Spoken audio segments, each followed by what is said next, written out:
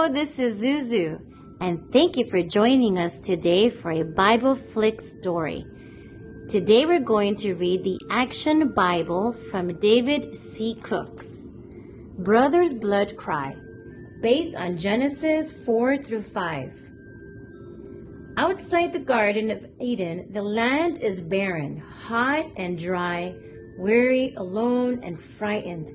Adam and Eve searched until they find a place to make a home. Remember how beautiful Eden was?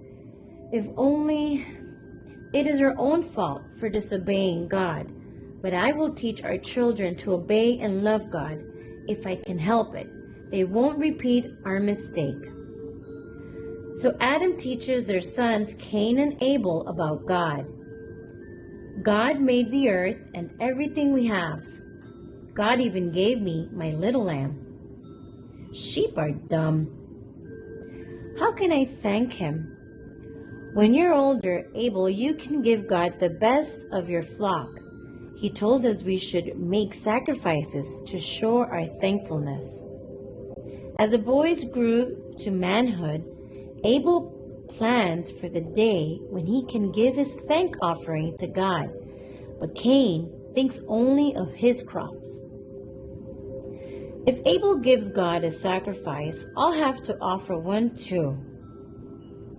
God is pleased with Abel's gift, but Cain's grudging spirit displeases God.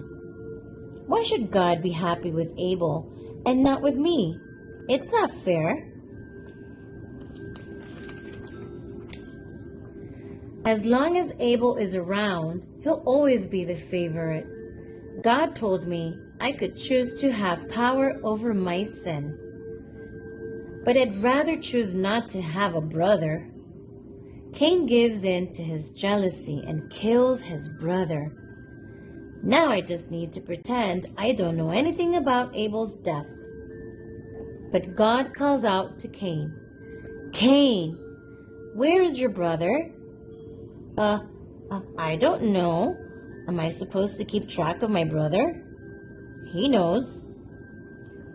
For your brother's blood cries out to me from the ground. From now on, the ground will yield no fruit for you, and you will wander the earth until your death.